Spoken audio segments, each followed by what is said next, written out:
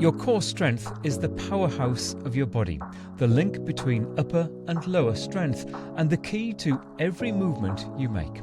Hello again, welcome to the Live Long podcast and our Move for Life series with Nate Wilkins and Shebah Carfagna. Short episodes focused on the fundamentals that keep you strong and moving for life.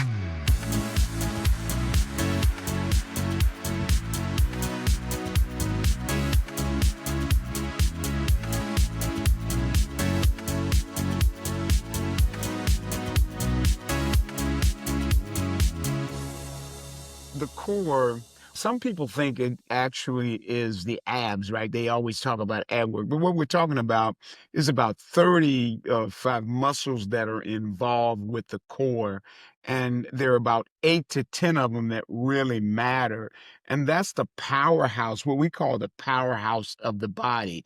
Everything sort of emanates from there. And if you're weak in that area, everything else sort of becomes weak or is weak. We think about it as the piece that makes us move and stabilizes everything. The core stability is from here. Your core stability is from here to here. And you want to strengthen all of your muscles in here. And this is where your organs are. So a lot of your weight is in here.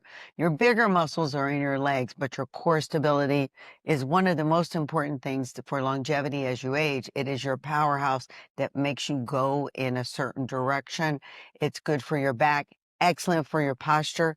And a beautiful thing about a lot of core work, you don't need equipment all of the time and you don't need a gym. And is core strength as important for men as it is for women? That basically the structure of our bodies in terms of core strength is essentially the same? I believe it's equally as important. I think it's more if you had to look at it for women, because they need to be able to manipulate their bodies. They think of, they have to keep walking. There's a lot of changes that happen in women as we age that we don't have to go into detail here, but a lot of hormonal changes and everything else. And I think the core would just be like an asset, an additional accessory for those who don't like to work out. And for those that do, it's also the ability of where your powerhouse is and your force strength. But we all need it to overall keep moving in the right direction. And as we've discussed many times before over the last few weeks, injury prevention is key, and core strength plays a big role in that. When you think about injury prevention, and particularly about the core, because everything we do, Peter, is contingent upon having the core, right? So the bending that we do, the twisting that we do, any movements that we make is associated with that. So if we are in the wrong position, if we haven't really strengthened our core, then we have an opportunity to do injury, particularly from a back perspective, right? So many people, particularly in this age group, worry about back injuries or lower back injuries. And so the core can actually help prevent those injuries, or having a proper core or strong core can help prevent those injuries. So where do we start when we are thinking about maintaining our core strength and improving our core strength? What are the basic exercises that we would look at? Well, funny, we talked about this morning because I don't think you have many beginners. We wanted to talk about how do you begin to build your core strength.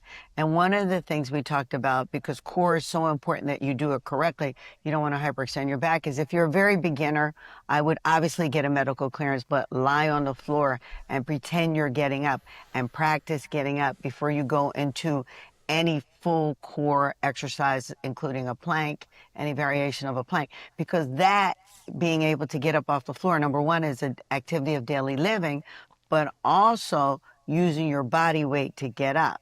Now, when it comes to core exercises, there's many different core exercises. The plank, when people think of core exercises, they immediately think of the plank, and there's variations to that. There's very simple ones. You can add weights to the plank and do exercises with the weights and chest taps and move your body from side to side. Other core exercises include use of kettlebells. You can use kettlebells, and that strengthens the core, sweetheart. But I'd step back just a little bit and say bird dogs as an example, where, alternating arms, alternating legs, hip bridges, rotations. It's these, sort of basic ones that we do. But then some people add sort of plank with a chest tap. Yeah. Right? Alternating chest taps. So they do side planks. right? Or you do side planks with hip drops.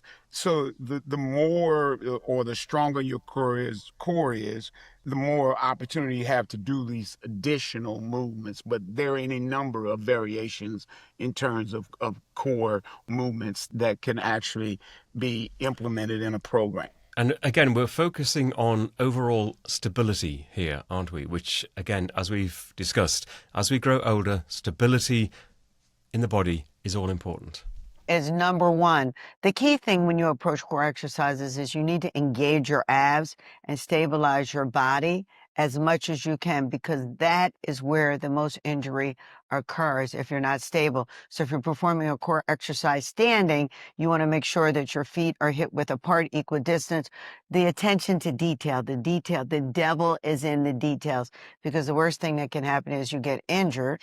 And we see a lot of individuals with back pain or who have done movements where they raise kettlebells too high up. And so you really have to think about your shoulder stability, your abs, and engaging all of this. And here I heard someone say, squeeze it and keep it still. But it's more about engagement, and drawing the belly into the spine supports the lower back, the erectors, all of the things that keep you moving. Again, here I am moving in the right direction. Everything that we do starts with the core, engaging the core, navel to the spine. Whenever you do a squat, a lunge, or whatever the case may be, the core is involved. So, the lifting that we do, the twisting, it translates into sort of daily movements.